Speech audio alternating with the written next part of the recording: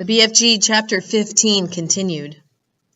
They's usually just popping them straight into their mouths like popcorn, the BFG said. Put that in the dream, Sophie said. And then the dream must say that when their tummies are full, they will go galloping back to giant country where no one can find them. Is that all? The BFG said. Certainly not, Sophie said.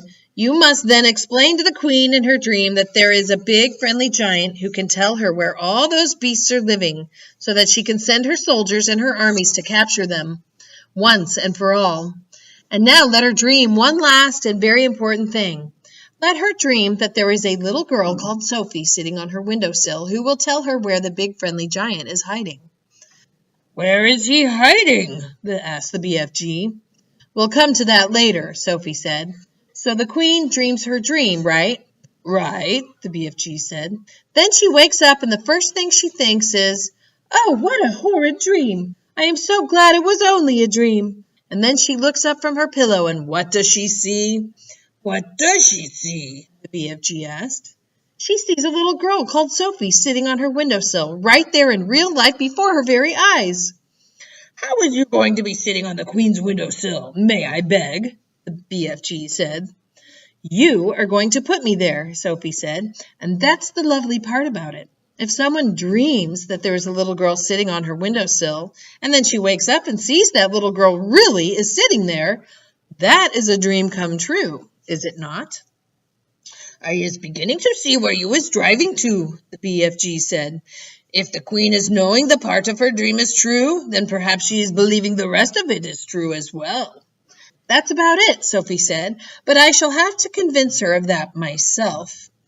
You said you was wanting the dream to say there is a big friendly giant who is also going to talk to the queen? Absolutely, Sophie said. You must. You are the only one who could tell her where to find the other giants. How is I meeting the queen? Asked the BFG. I is not wanting to be shooted at by her soldiers. The soldiers are only in the front of the palace, Sophie said. At the back there is a huge garden and there are no soldiers in there at all. There is a very high wall with spikes on it around the garden to stop people climbing in. But you could simply walk over that. How is you knowing all this about the queen's palace? The BFG asked.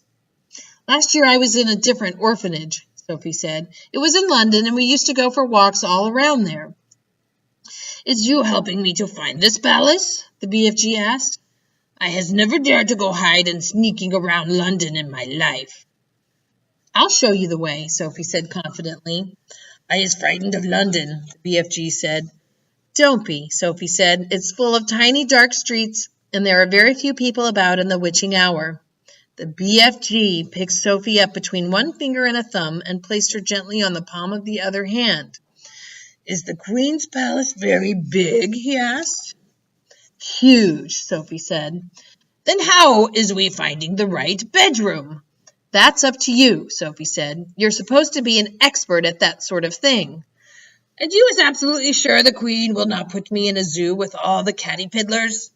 Of course she won't, Sophie said. You'll be a hero, and you'll never have to eat snaz cumbers again. Sophie saw the BFG's eyes widen. He licked his lips. You mean it? He said. You really mean it? No more disgustive snozcumbers? You couldn't get one if you wanted to, Sophie said. Humans don't grow them. That did it. The BFG got to his feet. When is you wanting me to mix this special dream? He asked. Now, Sophie said. At once. When is we going to see the queen? He said. Tonight, Sophie said, as soon as you've mixed the dream. Tonight? The BFG cried. Why, such a flush-bunking flurry. If we can't save tonight's children, we can anyway save tomorrow's, Sophie said. What is more, I'm getting famished. I haven't had a thing to eat for 24 hours. Then we had better get crackling, the BFG said. Moving back towards the cave, Sophie kissed him on the tip of his thumb. I knew you'd do it, she said. Come on, let's hurry.